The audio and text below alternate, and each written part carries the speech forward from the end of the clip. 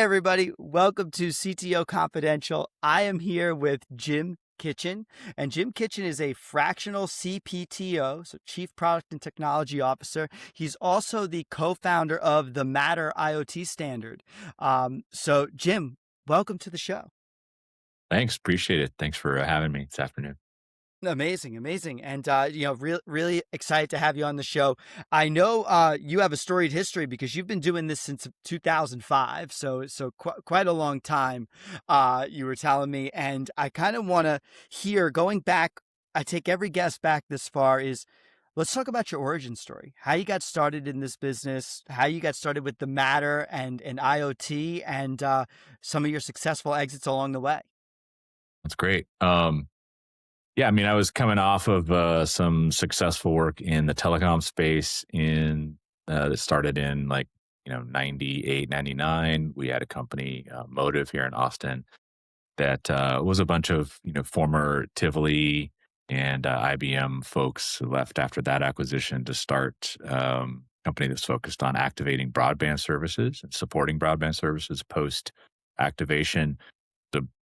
Fantastically simple business model. We're gonna, build an activation flow to get your DSL or cable or fiber modem connected and send that to your user. If they can self-install it, you owe us one payment one time if it works. If it doesn't work, fall back to your standard installation model where you roll a truck and a technician and get it installed. And very little risk up front for those companies. And I think by the time I left there, we'd activated 75 million homes worldwide with that. So pretty cool. We also realized that a better way to manage those devices was from the network side down. So that was kind of my first foray into creating a standard and an ecosystem around a standard where there was, definitely a call for a better way to do a solution, but it really was only going to work if you had, um, mass adoption of that standard across multiple service providers and multiple platforms and device manufacturers. So that was the TR69 and its related offshoots, TR181 and a bunch of other stuff. A lot of those systems are still in use today. When you plug a cable modem in, that device finds its home on the network and gets connected to your account and gets provisioned using that backend management platform. So Very, very cool. coming out of that, we were like, what are we gonna do next, right? And just got I don't know, lucky is not the right term. We had one of the coworkers that was involved in trying to figure out what to do next had a home that was built and tried to get his security system monitored over the internet. And in 2005, that was really not a thing, which was really surprising to us. We dug into that industry, figured out that there had been basically no innovation in that space at all since like the late 80s at that point. It was nuts. Everything was still, using analog phone lines as its information transport. Voice over IP broke most of those systems. And so there was a huge pushback in the industry to kind of fight against voice over IP because it was going to be basically forcing all these guys to replace all their security systems that they'd installed over the last 15 years. And we saw an industry that was just ripe for innovation, both in the home end of things and at the service provider side of things as well, the managed, the people who manage and operate those services, and decided to take on the challenge. We had the right team of software and some hardware people. Begrudgingly had to build our own hardware. That was never part of the original plan, but pretty quickly figured out that you needed to change the way the devices operated at the edge to extract any kind of actual value there. So had to engineer and build our own devices as well. And so created an entire ecosystem um, on that side of it. And really we're focused on Zigbee and Z-Wave protocols to connect wireless devices into those hubs to give us a modern take on home security that was connected to the internet, was backed up by cellular, had full remote capabilities, where you could, look at your system remotely and control it remotely. We added cameras and video to that pretty early on as well, and went on to basically help all of our former broadband service provider customers enter that market and compete against guys like ADT. We Wow. also picked up ADT as a customer as well, which was a pretty interesting tightrope that we had to walk, where we had the traditional side of the market finally adopting technology and enabling that, and all these new entrants coming in from the you know telco and cable spaces, right, to compete. So Wow. uh, crazy, actually. I mean, I remember this time because I remember kind of, like you're talking about, it's reminding me of the time. I mean, internet was all phone line based for a long time, and it was super, super slow.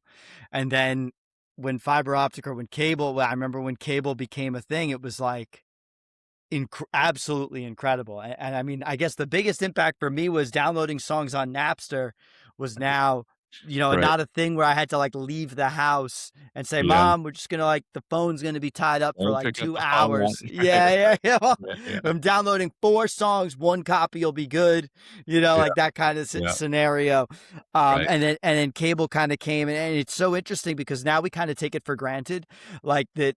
I have, Verizon Fios, and I don't even think about the networking at all. It just kind of handles it. I guess we think now more about like the 5G kind of stuff is becoming a thing, and then Yeah. 6G. I've got the that I Right. think my It's router coming. supports 6G. Yeah, so Yep. it's interesting. I mean, I'm hardlined myself just because of all the AI usage now. I was like, oh, I want to be like hardlined into the internet because I'm making so many Yeah, yeah. network I calls. mean, but you don't have to be, right? And I mean, honestly, like the amount of disruption that's going on right now, if you look at the stock prices of the traditional hardline guys like Comcast and Charter, I mean, they're getting hurt pretty bad by the intrusion of 5G, high speed. If you live especially in a denser urban area where they've got coverage everywhere, like, it's fine. I don't need, a hardwire to my house for most things, right? So maybe a little laggy for gaming, but for everyday usage and watching TV and video and all that stuff, like getting access to the internet over cellular fixed wireless is perfectly fine, right? Yeah, And I can't say I noticed like a huge the biggest difference you notice is you don't get weird like intermittent like drop offs, but for the most it's like more steady, I would say is kind of the thing. But in reality, do you notice a huge difference? Probably not. But it's been very interesting because most I people, would say that I wasn't very into hardware for most of my career. It's been mostly a software based career. And but AI is getting me interested in hardware again because now suddenly I think it's become a more interesting field. So you kind of described that was like we didn't really want to get into hardware, but then we uh, realized we had to get into hardware. And I think we're kind of entering, and there's another parallel you talked about, which was the infrastructure wasn't there. And I think that I listened to a talk yesterday by my good friend Patrick, and he talked about kind of the invention of the light, like the invention of the light bulb even came after the invention of the factory. There were sort of these factories, yeah, assembly line style, right. and you had to shut them down at night. And then electricity comes, and you needed all this infrastructure for electrifying everything. You're kind of like, all right, well, internet comes and home security comes, and we actually needed infrastructure to kind of handle all of this. And here we are again.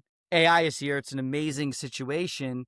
And but the infrastructure is behind. I mean, like all the RAM is basically being bought up, and it's hard to get GPU time. And we're worried about heat and where are we going to put these data centers and what's going to happen. Um, so I always love to ask, like, knowing the history of where you came from, are there any parallels you see today and lessons that you would say kind of are where you're seeing like history almost repeat itself in this world? Yeah, sure. I mean, like, this is a pattern that I've been around long enough to see a few times, and we're at this tipping point with a bunch of stuff, right? Like, look at energy. Most people don't realize, like, that's about to fall over. And people don't realize, like, yeah, like I'm in Texas, I'm in Austin. Everyone, oil is synonymous with Texas, right? And fossil fuels and production and refinement. Um, but that game's already over, and people don't realize that Texas it, it has done more energy production on wind and solar over the last 2 years than fossil fuel based stuff, right? And that's a background story that people don't hear and they don't understand, or and that it's already cheaper at an infrastructure level to do solar plus batteries than it is to do basically any other form of fossil fuel energy generation.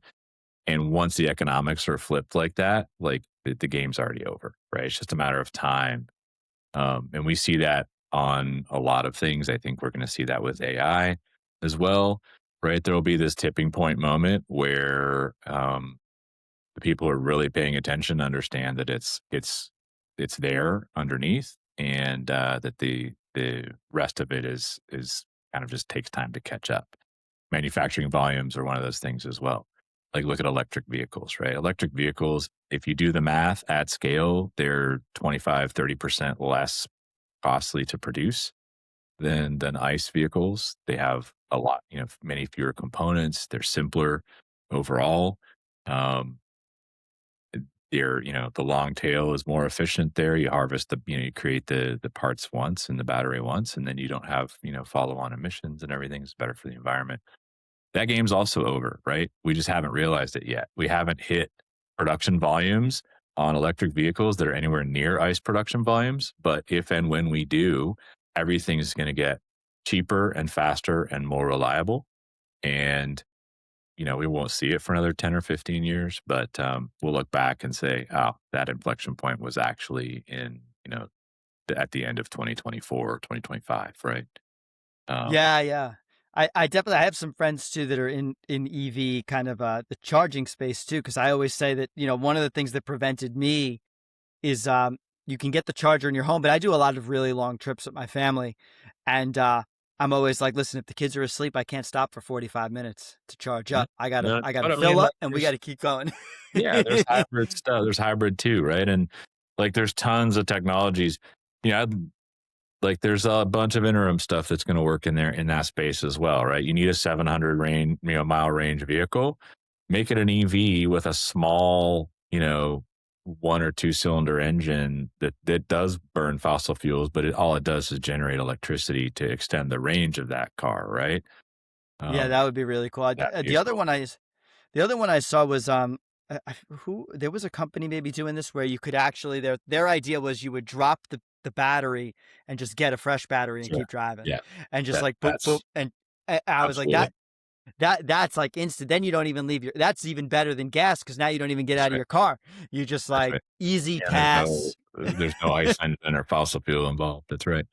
Yeah, I mean, I've actually seen demos of systems like that working, right? And I've seen a demo of some stuff in China operating like that. I want to say, like Tesla did a demo of that a few years ago. I don't. They certainly haven't productized that, but could be a thing. And I mean, if you there's like in Asia, if you drive a scooter, that's a reality, right? You Yeah, pull up to the scooter, there's a bank of batteries there. You pop the one out and you put it in the bank and you swap it out for one that's fully charged, drop it in, you're on your way, right? I mean, I so, mean so that's how that's, propane works, right? Like yeah, barbecue propane, same thing. It's like here's the tank. Let me grab my own. There's a handful of people that don't like that system, but I always say it's nice because then they service it, they make sure it's still good, and that's like the part of the electric car that goes bad too is the battery, where it's yeah, that's now also it's like right. hey, Yeah. You need servicing, you just remove it from service and replace it, right? It's easy to do, the not rest of the bolt parts are good. frame. I mean, so that brings us full circle back around to the need for standards and standardization. So, you mentioned that one of the co-founders of the Matter device standard. I mean, that came out of all the work we were doing in, security and automation. The main drive behind that, the first time we did it, we really put a lot of energy into standardizing the existing Zigbee protocol, which is a great protocol. Nothing necessarily wrong with it. Needed some updates in terms of its device models and the approach there. But that was an easy solve, right? We just approached like give a good example. We approached the top three lock manufacturers and said, I'm going to lock the three of you in a room and you guys work on this together. Um, Update the standard to be reflective of what an actual lock device looks like from a digital Hmm. twin perspective, right? Like, how do we want to model this thing in terms of its device definition side? What are its properties? What are its actions that are available to perform on it? The obvious stuff: lock, unlock, door jam, those kind of things. But you guys are the experts in locks, right? You figure it out and come out with a base definition, and then we repeated that process for most product categories that were meaningful in the space. And I don't think anybody had done that before. So that was the kind of the underlying underpinning of all that was first we had to fix the object model and standardize that, and then we can also fix the technology piece of it. We added better security. We added better activation workflows. We added, things like being able to activate with the QR code and out of band using Bluetooth and other things like that, which really helped push that stuff. And then the next level was how do we get Apple and Google to the table? Because at that point in time, it was already us at iControl and Amazon were working together on a unified ecosystem. But it was really, how do we bring these other bigger guys in? Samsung, Apple, Google. And that was what led to the change from Zigbee over to Matter, right? Was getting those guys involved. They didn't like the intellectual property state of Zigbee, which, I understand from their perspective. They don't want to put other technologies at risk by joining an open standards organization. And then they wanted everything to be IP based, which Interesting. we moved over to that. And that made a ton of sense, right? IP is the packetized communication layer for the world. Hmm. And there's so much investment in IP infrastructure, IP routing, IP security, IP compatibility. And um, leaving that behind is, if you can take advantage of that and draft behind that infrastructure, that's a good thing. And we agreed. So we switched everything over to that. And that's where we're at with Matter. I Very was cool. at a conference last week here in Austin for Matter. There's over 900 companies now that are involved in the standard, over 10,000 individuals contributing, and something like 1,800 certified devices. Wow. So pretty cool. Fastest growing um, IoT standard that's ever been created. Is it perfect? No, but it's making great progress and doing good things. And I think within the next 10 years, we're going to see that that groundwork has been super helpful, especially as we move into a world where AI wants to be able to connect to the real world and manage things in the real world, right? So you need a layer that is something that AI can introspect and understand and do that all securely and still be able to manipulate or read readings from things in the real world, right? And there's Yeah, really yeah. much else out there that does that. It's very important because we even see this even just in the AI tooling that we use and build, and we use a lot of libraries now. Ruby LLM is one of them, and Vercel has like an AI SDK, which because all of the different AIs put out different kind of formats for their messaging, it makes a lot of sense to say, hey, like I don't every time I change models, I can't be changing my interface. I need a unified way to handle this, so it would there are now kind of people that are working on the idea of they may not implement this, but we're going to give you a layer that does implement this, and allows you to be more standard about it. So it's definitely um, very cool. The internet's an interesting kind of place as a technology, though, because there is the standard, right? There's like the web browser that has these standards that are supposed to be implemented, and for a long time we had a bunch of browser manufacturers and they were all kind of doing their own thing, but it feels like it's gradually come together. And now there are more browser manufacturers, but for better or for worse, Chromium has become kind of the de facto, and a lot of people didn't like that, and the Mozilla folks. But as somebody who builds on these things, I find that the standard is nice, especially when it's open source. A lot of people have, different issues with the corporate sponsorship and that kind of thing, but I do think that having these open standards is important because otherwise, it's like you said, how are we going to build infrastructure for electric cars if we don't standardize around, like, if there's like, if I can't go to any gas station because this pump only fits this type of car, it doesn't make any sense for us as people, and all the companies lose as a result. Phones kind of have done that a little bit with the iOS versus Android um thing, where you end up in this like weird scenario where you always end up having to make two native apps, and there's been a ton of effort around the React Native stuff to basically say, no, we want to just write this one time because we're looking to do the same things. So it's so interesting that though I think there's just the corporate perspective maybe is that you lose your IP, and but from a consumer standpoint, it doesn't make a ton of sense. So I'm Yeah. curious, yeah, like how did you kind of make that? How did you make that battle? I guess you guys were on the side of it where it made more sense because you wanted the interface to be the same.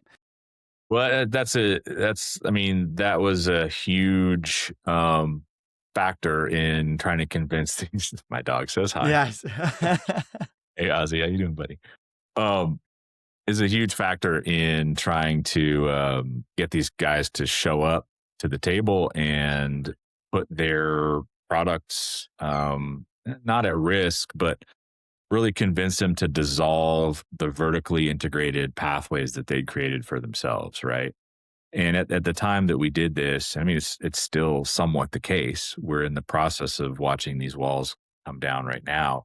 Um, but the goal of Matter was really to, at least the pitch was to get rid of that moment of decision and the friction that goes into it when you're sitting in front of a shelf full of products at Best Buy or a page full of products on Amazon and trying to figure out, like, I want to do this thing in my home with my connected home, but I don't know what's compatible with the system that I have, right? And that confusion is just that tiny amount of friction. I mean, it takes 15, 20 seconds to Google, does this device work with Alexa, right? Or does Right, this right.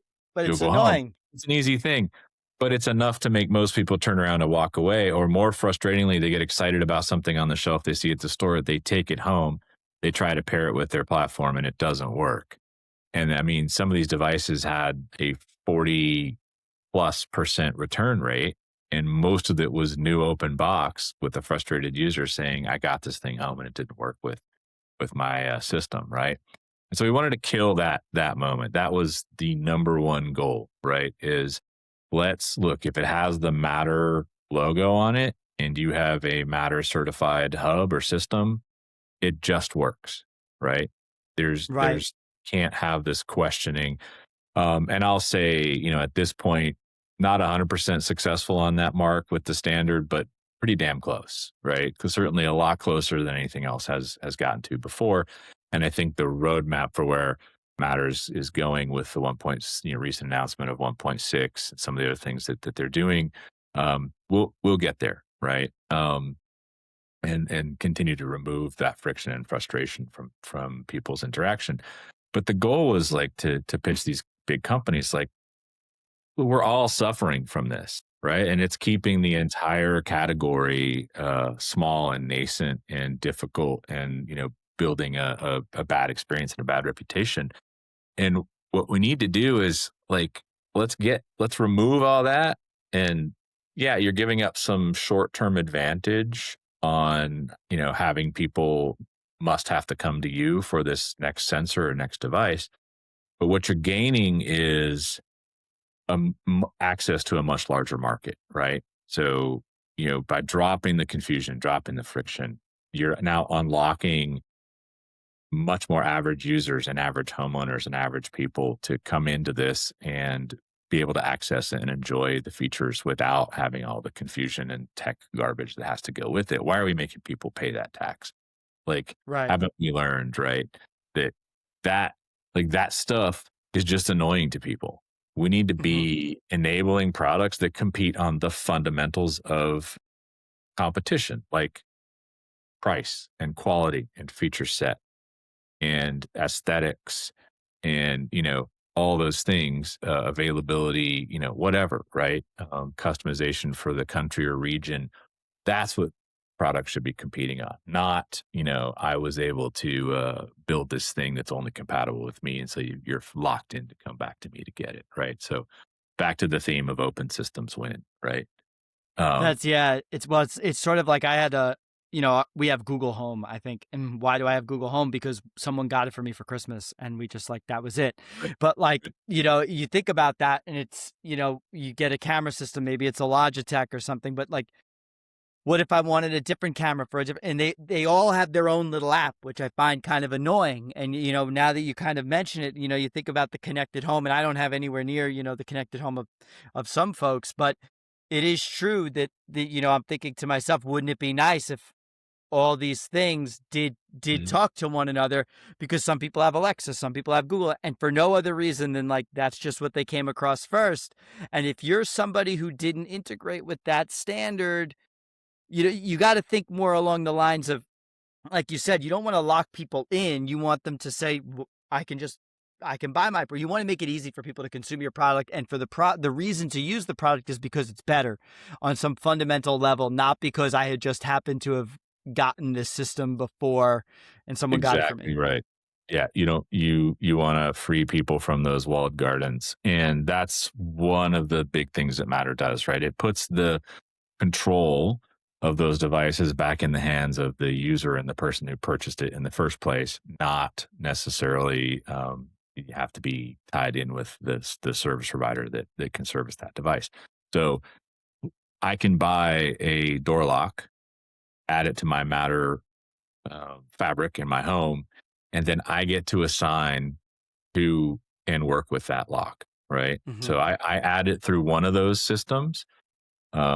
In your case, you'd add it through Google Home. But if your significant other or someone else living with you likes to interact with the devices through Apple HomeKit or through Samsung SmartThings or through Home Assistant, which is the open source choice, they can also add that same lock into that system without having to repair it or download the app or any of that stuff, right? Once it's on the Matter network, you get to assign who has admin and access rights to that device. And it can be one or many of those platforms and can control and read the status. And that's a hugely powerful thing to flip around from where it was previously. That's very, very cool. Yeah, I love, it's a world I'm not super familiar with, I have to admit, because I'm not, I have not, I feel like I haven't had great experiences with the home automation stuff. Like, Right. yeah, Not surprising. Right. yeah, yeah. Well, Um, yeah, I've had like, I mean, I had a lock. I have the electric lock, and what's so funny is I think the battery died on it one day, and I was like, I don't have my key. Damn. I had like the keypad lock, and then so then I started saying, well, I guess I always have to carry my key. I guess the app, I wasn't logged in, it didn't notify me, or I just like ignored the notification. And I was like, man, yeah. that was one of those instances where I was like, man, I wish that it's I wish that I had it, it's funny because I didn't connect it to the Google Home. I didn't even realize this was a thing. It's almost it's a very interesting idea that this is unknown, and maybe that should be like, now I'm like thinking after this podcast, I got to go and try and like bring them all, because I have these other cameras. They're not Google, but I have them in the home. I was like, well, they should all go to the Google Home, to the central one, and be able to control. I've never thought to do that. But now I'm curious because it would definitely make my life a little bit easier. For sure. And I mean, like, we're on the kind of third wave of this stuff, right? Wave one was fully integrated, vertically, built systems that you have to buy the platform and only get devices that are certified for use on that platform. The second wave was all this cloud to cloud integration stuff, which is fine. There's nothing wrong with that for a lot of things that operate. But I think a far superior approach and where we've landed was that there needs to be local control at the edge, right? So these devices should all be able to talk to each other securely within the home so that if you're not connected to the internet, you still, which still happens, right? Every once in a while, it still happens. Um, but those devices need to have local control for a bunch of reasons. A, if the internet's disconnected and the cloud to cloud connections aren't there, right? Hmm. To exert that external control back into the home and make those devices be able to work together. Um, I think as importantly, privacy issues, right? So a world where the bulk of that data stays in your home and is only exported out of the home when it's needed or when you grant access to it is a safer, more secure, more private world, which I think, most of us want, right? That's Uh, what I'm thinking about is like, yeah, how do I, because I think that the specifically the cameras we got don't go to a cloud, which I like. It's local that they store them on themselves. But I was like, oh, I had just not thought like, could I have my Linux desktop talk to these and I could put up the four, like on the yeah, computer maybe, right. And if it's not built into that's one of the other great things that we did in Matter was, we were very adamant that version one had to have the concept of a Matter gateway, right? Like a translator in it. So that because like look, we realize there's several standards that came before Matter that were good and successful. In some cases, people have spent tens of thousands of dollars outfitting their home with all these devices that are working just fine. Like there's no problem with them.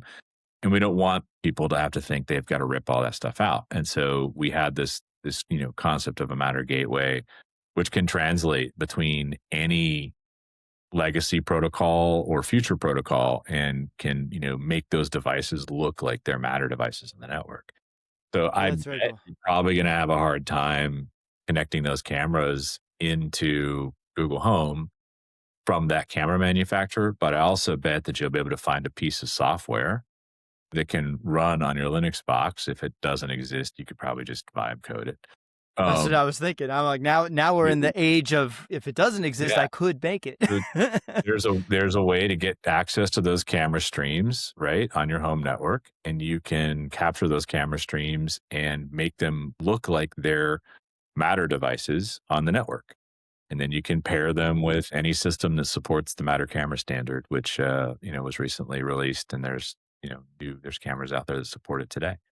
So all that's possible. And it's just getting easier and easier. And, even though we might not be there at this moment, the infrastructure is there or coming and it's within reach and we will get there. Like it's another one of these tipping point moments, right? Where the hard work of building that stuff under the surface of the water is largely done. And you're finally, seeing the part of the iceberg above the water that really matters show up and be accessible to everybody. So, Yeah, it's such a cool time because as you said, like you could probably just if it doesn't exist or if I don't want to use whatever exists, I could vibe code the interface that I want. And I mean, a lot of that, for software developers, this is always, I guess it's always sort of been the case that we could build our own tools, but you didn't always have, I would say I have a lot of half built tools. So this is kind of sure. the people, when people are always like, well, now anyone can build the tools. I go, no, software developers weren't really good at finishing their tools either. When we would like, Sure. something like this, I might have Sure. started coding it with the idea that like, oh, I'm going to get the four cameras and Yeah. then work would get in the way. And I'd be like, ah, do I really need that? But now that I do have I would say take that, make sure you finish it. This is what I'm picturing. This is what I need. Let's get it done. So I always am like, this is so cool because we're actually finishing projects that we started that could be useful that we just didn't get around to. Yeah, yeah. I mean, the amount of energy it takes, like mentally, to complete something, just the bar got lowered pretty significantly, and it's a lot better, a lot easier. So definitely. And so let's take it up to you've had a couple of successful exits along the way Yeah. too. So was Mhm. that so what was that process like for you? What what was tell us Ah, about like your first exit? Yeah, what was that yeah, like? yeah. Exits are always like, you know, I don't remember who told me this. It was pretty early in my career, but one of my mentors told me like, good companies are bought, not sold, right? And so you just you got to just focus on the fundamentals, right? You have to have a product that customers love, that they're willing to pay for, that provides value for whatever that customer is, whether it's B2C or B2B or B2C to B, or whatever that combination is. Find something that people find value in and they're willing to pay for, and focus on making that the best you can make it, and the exit will come, right? If you're doing a good job at it, um, someone's going to notice, and they're going to see additional ways to combine that product with something else, or to take it to the next level, or to bring in a large infusion of capital to enable growth, or you know up leveling to a new product line or market or whatever. And it'll come. And I mean, I've had really small exits where we had an 8-person, like first company I did right out of college was an 8-person software development company. And we did a great job for a customer who wanted to build an entire business around the custom software we're building for them. And they basically said, we can't have you guys be an external entity. You're too Hmm. valuable to the future of our company. And so we'd like to buy you and transport all of you from Texas to California. And, if you'll do that, we're going to buy the whole thing. You two founders, get some good money in your pocket. The rest of the guys get a relocation and a job. And we take this to the next level. And that was one of the first real time stock trading systems on the internet that we built. Uh, that back pre 2000, pre .com 1.0 bubble, Wow. right? Um, so that but that we weren't expecting that. We just had a customer who was doing we were doing good things with them. We built something that they loved, and they couldn't live without us being external. And they brought us in and made us their software development, right? Other exits have been public, right? I've taken had a couple of IPOs that were, successful enough, moderately successful. Um, and then the latest one was a kind of a repeat of that first one, right? Where we built iControl up to a company with 330 or so employees, and something like 50% of all home security activations in North America were coming through our platform at the time. We had ADT and Comcast and Cox Cable and Rogers in Canada, and Time Warner, which is now Charter. Those were all customers of ours. And Comcast, same story.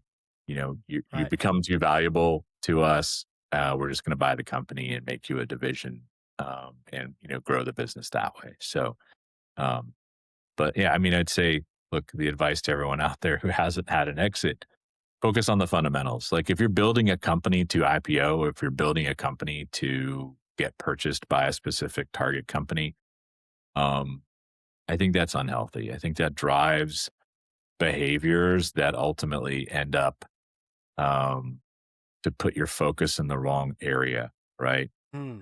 I've seen it happen a bunch of times where you come across companies and they're like, I'm building this to get acquired by, now it's like I'm building it to get acquired by Anthropic or OpenAI, Yeah. whatever, right? That's a great dream. Um, but I think it's not really a good target, right? Because at the end of the day, those companies are looking for, how do I acquire something that's accretive to my bottom line of value? Not how do I build something that was, designed in a lab to fit this exact size square. You don't know what that square looks like internally at those companies, right? And what that shape looks like. And so trying to hit a target that is something other than revenue and customer, uh, products that your customers love, it ultimately, I think, is much less successful than it is something that works out. I'm not saying it can't work if you do that. I'm just saying I think it's pretty risky, and you know, It's interesting, yeah, because I was always given the advice, for us, our agency was always, you got to know the end game in order to play the game. That's the advice. I would say I agree with you. I have not found that to be true because, um, one of the things is I feel like I haven't run the same business 2 years in a row because this industry has changed so much since it feels like it changed since I quit my job and started going down this path, which was Yeah. just coming out of COVID. It was like, it was Web3 and NFTs and crypto, and this is the whole thing. And then the Mhm. floor just dropped out on that. Everybody, you sit here and you try and predict the future. You When couldn't. was the last Uh, time anyone talked about Web3 anything, right? that's exact. Other than the scam CTO interview that I almost got on the other day, that was that was the red flag. I was like, somebody's building with crypto. Yeah. It's a, It it was a very odd business model that they couldn't describe to me.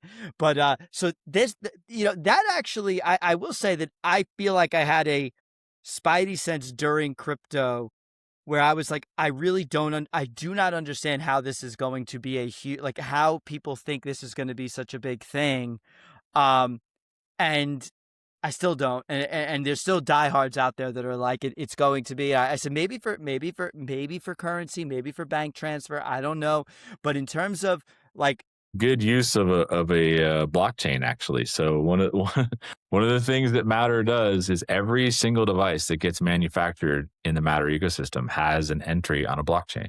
oh, very cool. Very And cool. that is used for security purposes, right? So as part of the certification of a device, that device gets its own individual cert that's applied to it. It gets added to the blockchain, and that cert can be verified by any platform that is onboarding that device. And so that enables really two things. It protects the manufacturing side against copycat and unauthorized clone devices, but it also adds a basically unbreakable layer of security. I'm not going to say unbreakable, that's not such a thing, but you'd have to circumvent security at 3 or 4 different layers, which are run by different layers of organizations and different companies to work together. And it's essentially too difficult to be worthwhile to break the security of an individual device. So as that device is coming on, the platform that's onboarding it checks the blockchain and says, hey, is this thing there? Was it manufactured? Is this an official certified device? Are there any product recalls associated with it? Yeah, it's all good. I'm going to let it onto the network and Oh, away that's you go. cool. Right. That And is that's a never great use been done case. before. It's actually a good use of a blockchain It, technology it application. So yeah. We had an idea during that period, and we never got. Now that I have AI, I may actually sit down and like try and build it because it's like the kind of thing I couldn't devote a ton of time to. But we had this idea of wills and trusts on the blockchain, like so, like digital yeah, assets, yeah. some way to like permanently store. But it was the kind of thing where I said, but are we really going to change all the authentication in all the apps? And the funny part about blockchain is people would show me like how to log, and I've done it myself. You log into your MetaMask or whatever, and you'd look at this and you go, the regular person's not going to do this. I said, this is just this is way too complicated. This But what you make is, you make a platform that, basically is a way for attorneys and families to register their official version of the will, and you back it with blockchain technology, and that they don't care about that. It's an underlying feature that you use so that when it comes up inevitably in the court case, the probate court case where the family's fighting around, which version, I had this version, you have that version. You say, no, here's the one that was from the blockchain. It's provably traceable back to this point in time for this person. It's all authenticated. this, You know, the rest this of was it's off the exactly table. it. This is, Yeah. and so the funny part is I always tell people what I learned from the blockchain era is you have to be able to explain your product to me without using the technology as a part of the explanation. And now I bring that standard to AI because even still I said, listen, AI is way more useful than blockchain to the average person. I definitely, like, when AI first happened and I first saw ChatGPT, I thought this is great. But is this going to be another Web3 where we go into a frenzy and then the bubble just pops and it just fizzles out and dies? I definitely don't think that's the case anymore. But I had my spidey sense. I was cautious. I went into Back this with to trepidation. Yeah. Like, Back to but ELI 5, right? Explain like I'm 5. If I don't get it, like, come on, you should be able to do that. And you're absolutely right. If your spidey sense goes off when, if you like NFTs, wait, I have the rights to own a thing that anyone can copy anyways. And so why it's not really unique? I mean, you prove that I own it, but I still have to sue someone if they're using it incorrect.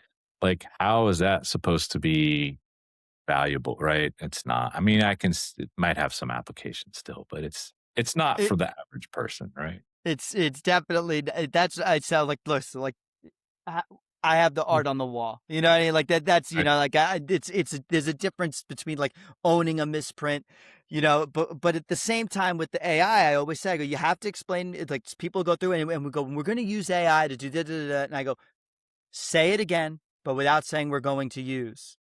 Yeah.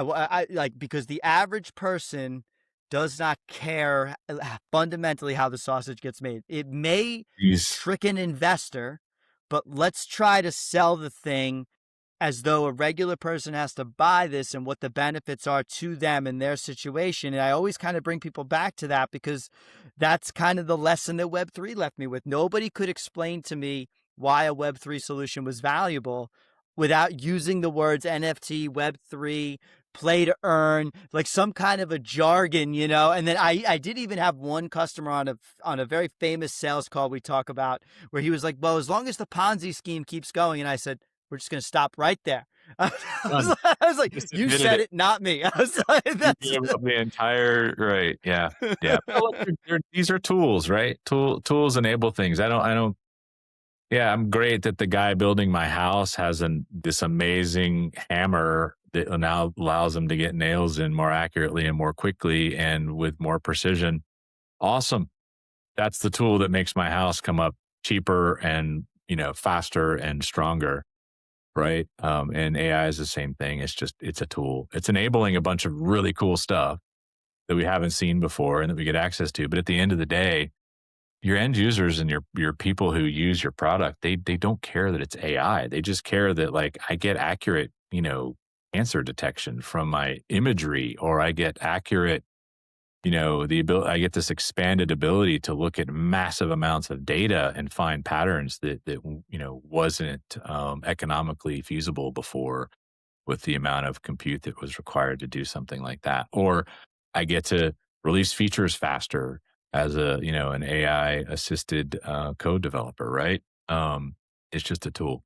And And dealing with messy, like I get to give imprecise inputs, which was something we never had before, which yeah, is you either had to get the command exact or yep, nothing would happen. Now you can give an imprecise input and this thing will say, I know what you mean. we'll And translate. Exactly. Yeah, it's a yeah, great, but I always say like, think of that is the benefit. How the imprecise input gets translated into the precise input, you could say that if you see me, again, an engineer would want to know that, but the end customer, it's like, no, no, look at this amazing thing. We're going to take this document that previously someone had to read and hand by hand move it over. Now it just scans the document, the data moves, and it gets categorized correctly. What happens inside of there, and this I think goes into like your going to the CPTO experience. One thing I try and remind myself, because the CPTO, the P and the T sometimes compete with each other, as I say in my that's right. mind, because the They do. T wants to talk Yeah. about the AI, but then the P side is like, you have to remember that's not the important part. Yeah, and I think that's I mean, that's where the unique blend comes in of this type of focus role, right? Is I'm trying to bring that balance to the table for a lot of companies that, they can't afford someone with 30 years of experience, or they don't have access to someone with 30 years of experience. And I try to provide that in a consumable, chunks that let people get the most of the benefit of that experience and scale that I've been able to, fortunately be exposed to and been a part of some amazing teams that have done some crazy cool stuff. But hitting that balance is difficult, right? And in a large organization, I would definitely say that your product org and your technology orgs need to be disparate and have different reporting structures, because I think one of the best things that happens in a corporate structure is that there's some healthy tension between those two, you know, um, sets of goals and function, right? You want the product team to be saying, "Hey, I'm really connected with the customer and trying to tell you guys the three simple things we care about. Who are we building this product for? why are we building it for them, and what are we going to go build that's going to, provide value and make our customers love what we make, and ultimately, pay money. Um, and the technology team needs to respond with the, here's how we're going to build it, and here's when you get it back. Here's when we can Yeah. release it, right? And as a product team, I don't get to mess with the how or the when. If I don't like the when answer, we can negotiate on the what, right? And that's Right. how you change the when, is by turning the what into smaller chunks and releasing it more frequently, or in a different order, or with different layers of feature. But I that's something in a smaller organization, you can collapse those functions, into one person. Or if I'm there advising both of those teams at the same time, a lot of what I do is that. Right. And it's super interesting work. It's great. I only ever take on, 2 to 3 customers at most, but I keep things really simple in terms of the business structure and the arrangements with those guys. I do, time based. Hey, I'm here for 3 months, and if you like it, we do another 3, and if you don't, we'll end it, and move on, right? But I always find that there's a way to help, and my thing is I try to help companies understand where they are and what the possibilities are of their product lines, um, how to get them to the next best set of steps to improve their product delivery process, or their go to market, or their scale, really. And a lot of what I've been dealing with recently is this massive disruption that AI has brought to the table, right?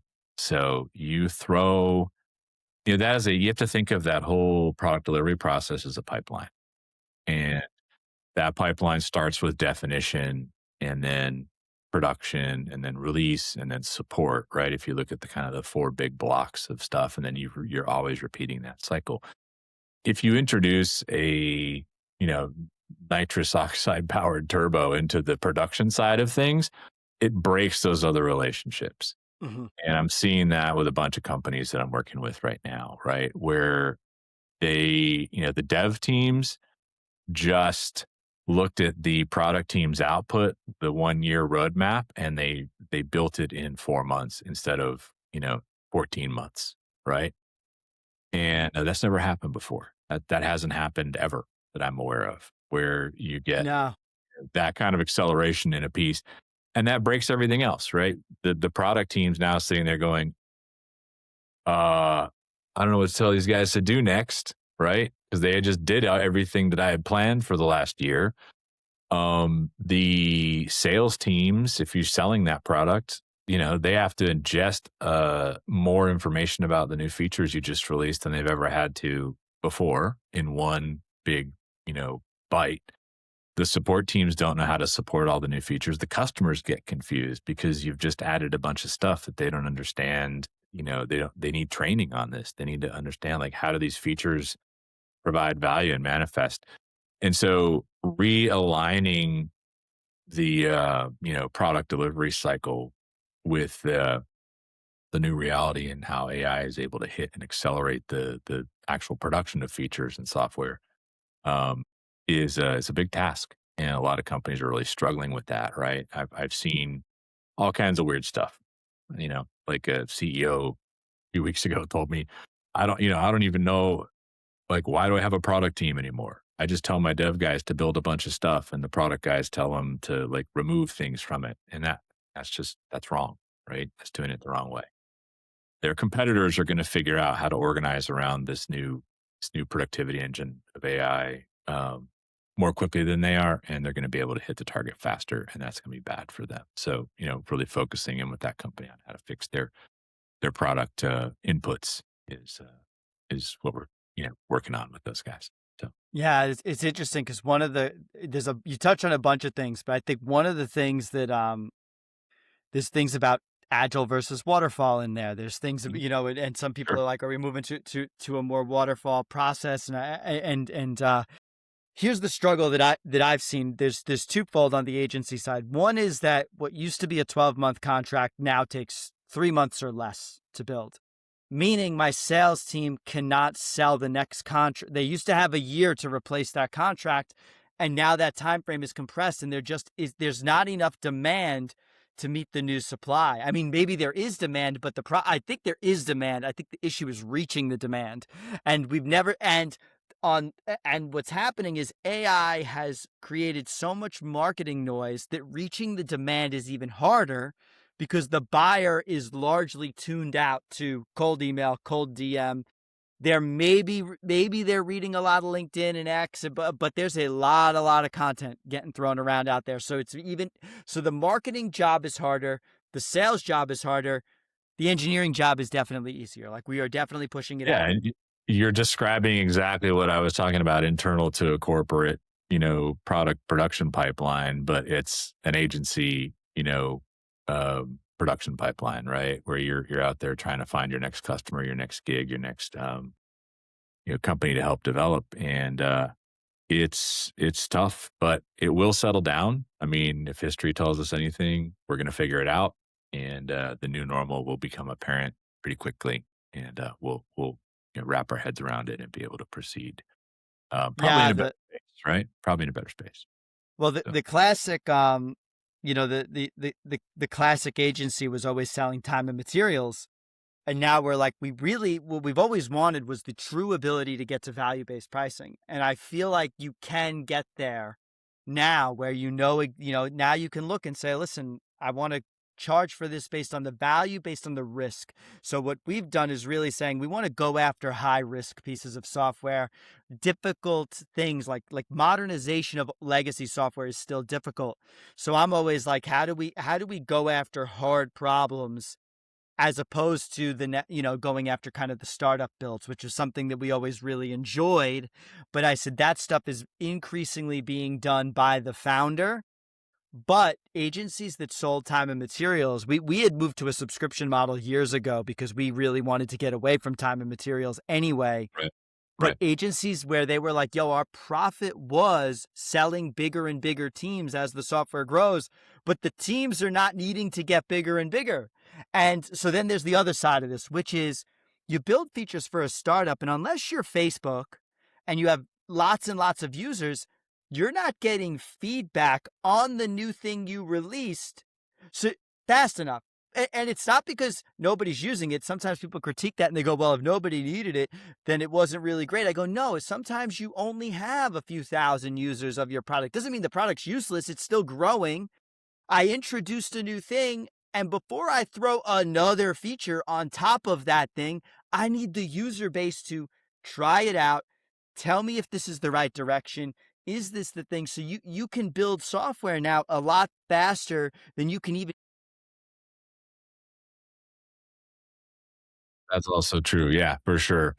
So the other thing I've been coaching these companies to do is to invest deeper into the features you already have, right? Mm, So, like a lot of, I mean, you've seen this. You're a developer, right? You know how this goes. You throw stuff out there and you don't instrument it fully or correctly.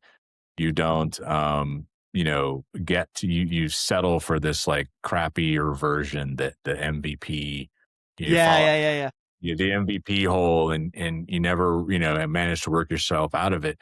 Well, now that if you can move 2, 3, 4 times faster, go deep, right? Yeah, yeah, yeah. Don't settle for the MVP. Build the whole thing that you want. Build it right. Build it with all the things that you wrote down in the 1-year roadmap at launch time. Instrument it correctly. Really be able to understand how your users are using it, right? When they use it, do they linger on this one screen? Do people get stuck in this one step that you thought was really easy, but they're trying to read what's on the screen? Whatever it is to optimize that feature, but build it in a way that you can get the intelligence back out of your system that can drive you to, is this thing providing value or not? And then go back and review the features that are already there and subtract things that aren't being used, right? Or tweak things that aren't being used correctly. That's hugely valuable. And that's some stuff that a lot of companies leave on the table. They don't, back to the original thing, developers don't finish their projects. It's a lot of times easier to add the next thing than it is to refine the existing thing. And I think AI is creating a bunch of space for us to be able to do that. much more efficiently than we've been able to in the past. And I think it's going to lead to better apps that are simplified and purified down to things that people are actually using and that provide the real value, or at least it can be, right? Well, yeah, and you're coming from hardware has had that for a long time, right? And I think Yep. maybe Mark Andreessen talked about this. He said, the MVP is really only this concept that exists in software. If I'm going to build a new smartphone, Right. I can't That's just right. give you a Palm Pilot with a Raspberry Pi strapped on the back and say, let's see if the Right. users respond Right. to this piece of junk. You know what I Yeah. mean? It's like, no, Yeah. it No, that's right. has to have an aesthetic to it. It has, you release a new car, it's got to look awesome or people are not going to buy it. And so I think about that with software where we're having this moment where selling the kludge first is probably not the thing. And this goes back like, I mean, Justin. people hate it. Look at the Yeah. gaming software industry, right? Like it's been notoriously just this garbage dump of pre-release games being sold as full production, 5A titles that people pay for, and then they get angry and they go away. And hey, 2 years later is the game that everyone wanted on release, right? It's so So and software companies really they do treat their customers like such crap because it's I was talking because we sell to a lot of small businesses and it's always interesting when I bring a new engineer in and they come from a startup background because I say the startup background when you work for like a classic Silicon Valley software company, the customer is disposable. Oh, we pissed off 2,000 users because we released this feature, we fixed it, they're 1,000 more. gone. New people, yeah. There's 1,000 more, and I always make this joke. It's like the Game of Thrones at the end of the Red Wedding when he goes to she like goes to kill the wife and she's like I'm gonna kill her and he goes I'll get another and he just doesn't care.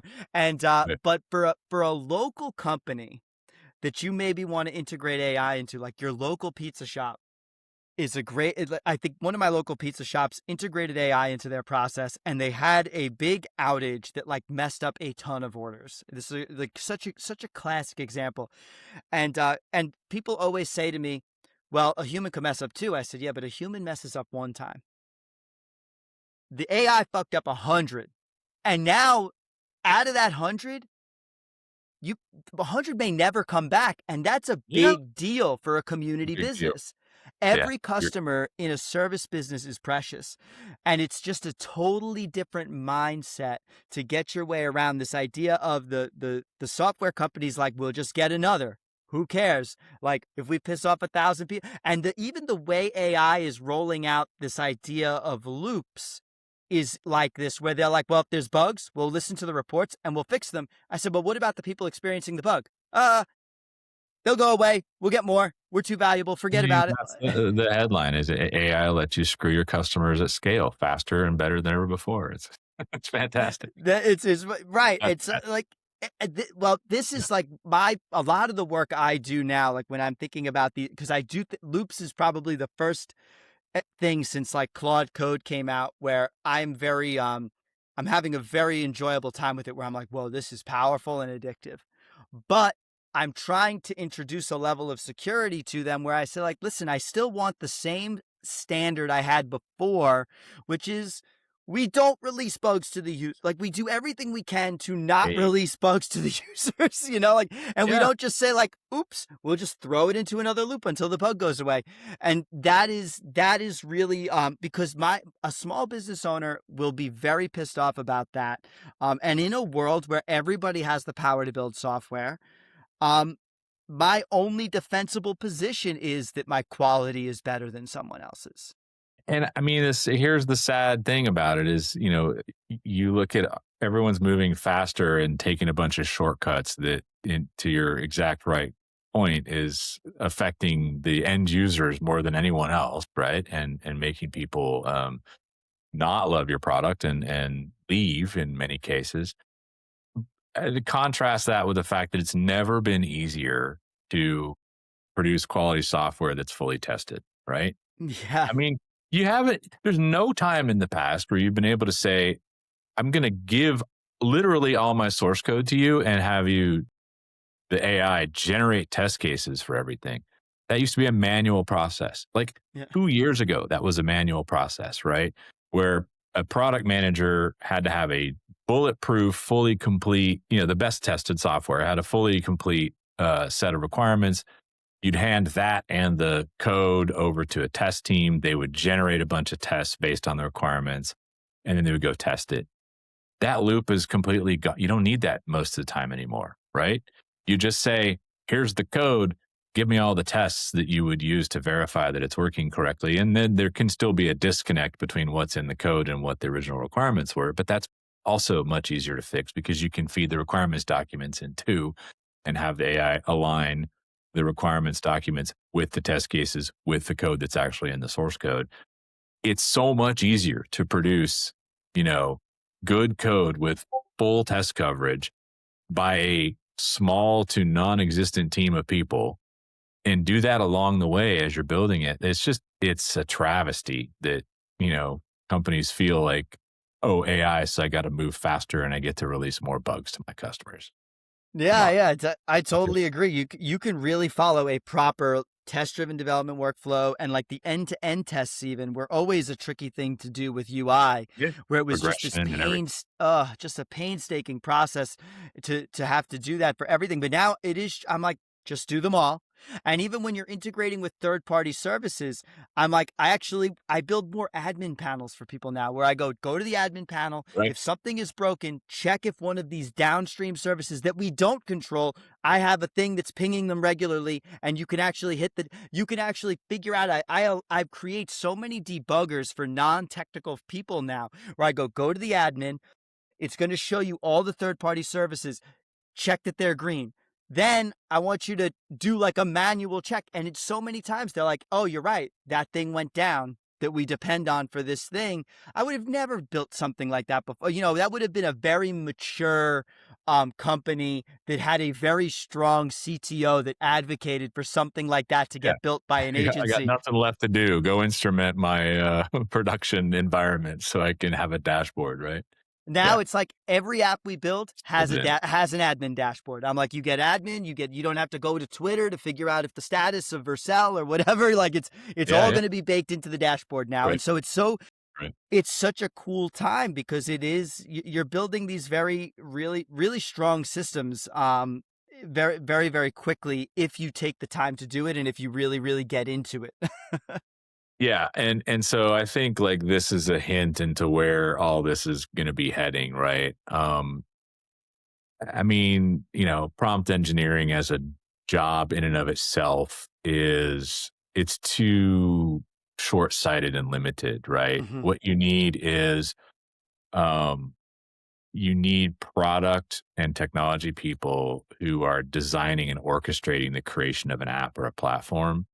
And the fact that you can have someone who understands the system at that layer producing code directly is going to be super powerful. And that's where the real valuable and super heavy hitters are going to come from in the future. Right. Is people who can look back at this, they're using AI to develop most of the code, if not all the code and all the testing and all that stuff. But they're orchestrating and building the system at a layer that is higher than you're able to function at before as someone who could directly produce code, right?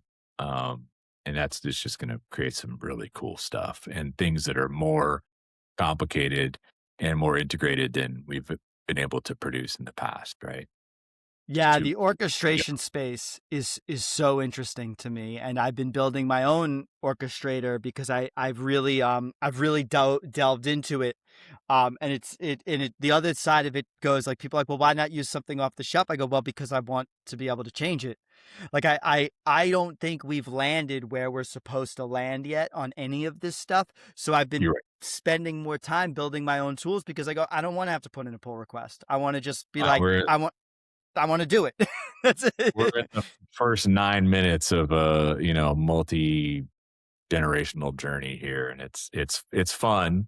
It's also frustrating because like the workflows change every 3 weeks, and what was possible 3 weeks ago has changed now. But it's great. I mean, it's a great time. It's fun, and it'll settle down.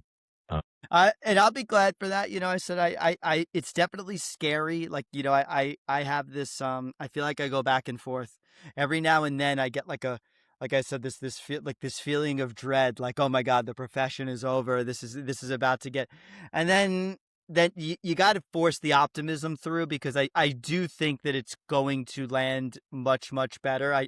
As you've talked, there are so many software and hardware things that we need that are not built that I find a hard time. It's hard to believe that we're going to be done. You know that that's the work will ever be done. But Well, no, I we mean, look, yeah there were people in 1880s that were saying, "Oh, we've completed science. We've discovered everything." We, you yeah know, yeah there's yeah. nothing new under the sun, and here we are. Quantum wasn't even a word at that point, right? So, I know, and I uh, found out now there's that always room for more. The whole is limitless and deep. So, um, here on Long Island, we have a quantum network. I just found out that between a university and I think like Brookhaven Lab, it's like the first one in the country. And I thought, hey, this is like really cool stuff that, and who knows, like cures for cancer. I mean, there's just stuff we haven't even gotten to yet that AI should be helping us do. So I'm excited it will. largely about the future. I think that, the workforce adjustment, always a tricky thing, but I feel like that's just always been hard. I try and remember that, that everybody has a hard time finding their way. So, it's that kind of brings us because I wanted to wrap us. We've been going for about an hour, a Yeah, little over an hour now, of and the thing that I bring up is, I get a lot of questions from students. So I ask every guest, if you were getting into technology today, what is one piece of advice you would give to a young student just graduating college, maybe with a computer science degree, or just getting into technology or wanting to get in technology right now and feeling a bit yeah, disrupted? yeah. Interesting. So I'd say a couple things. Get your hands on this stuff and keep your hands on this stuff, right? Experience with the tools and the tool sets directly. There's no substitute for that. And you can read about it and you can listen to podcasts and you can watch a bunch of content creators on different streaming platforms. But until you pick it up and you experience building something yourself and the joy that comes from seeing that output be what you want it to be and the frustration of working with the system to tweak it and make it actually what you want it to be, you need to experience that. And I think it's solid advice to just keep your hands on the production level of stuff if you're creating something. And I think we're going to see a renaissance of generalism, right? So people who know more about more things and are able to pull those experiences together into a solution are going to become much more valuable than people who are super specialized in only one thing, right? Um, I mean, there's always space for deep knowledge, specialty knowledge in a specific area, but I think the real value in being able to pull these tools together is going to be, yeah, I know some hardware, I know some software, I know some things about the way an industry works, healthcare or aviation or construction or whatever, and I'm able to pull all those things into a solution that really provides value. Um, and I think that's going to be seek knowledge in all forms and try to continuously tie it back together into things that provide value for other people. Always be building something. That's basically it, right? Just if you're building something, you're going to always have it, I and like it. whether in software or hardware, or the physical built world, um, the human species runs on building things and creation of new stuff, new arrangements of matter and logic. And if you're doing those things, you'll always be, providing value for someone. So, Very cool. And then my final question is any good books you recommend? man. You could pick um, one or two. Yeah, yeah. let's see. Are we talking fun books or You I'm could just gonna I'm do gonna you go with a fun book. Let's okay. do that. Science fiction is like it's a great medium because it allows people to paint a picture of what the future could be, and it allows people to kind of create goals and have a vision of a target that they're going to go hit. And that's one of the things I love about the genre. Um, Ian Banks and the Culture series of books are amazing books. They are a very far future look at where humanity lands uh, in, when we start brushing up against other races from other planets, other species from other planets. And it's an optimistic long term vision, right? Humanity lives on AI ships. The entire ship is a big AI mind, and likes the humans that are on board and feels like a little, kinship and respect as the, AI's and original creators. Um, Humanity gets to kind of do what it wants, and it turns out we're not the worst species in the universe, right? We're not the strongest, we're not the fastest, but we're good at creativity, and the emotional side actually has some benefits that are palpable in that universe. And it's a cool rendering of a far future that I just love the books. They're great. Unfortunately, Ian passed away a few years ago, so we won't see any new books. But it's a great rendition of the future, and pretty cool stuff. Good Amazing. reads. Good reads. I'm excited to check them out. Yeah. Well, Jim, and then finally, where can people find you, follow you, connect with you? Yeah, yeah. I don't have a huge social platform. I just have got a couple websites. Novis, Novis, logic.com is my, place where people can connect me on the business world. You can also look me up on LinkedIn. I spend a ton of time networking with people. So you can find me on LinkedIn as well. And happy to talk with people about what they need to get their product on the right track and to the next level. That could be an idea on a napkin or a very successful product that's trying to hit its next phase of scale and growth, working with the Amazing. team to really facilitate what's next. So, It's amazing. Amazing. Well, thank you for coming on the show, Jim. It's been a yeah. pleasure. Thank you. It's been a pleasure as well, Michael. Take it easy.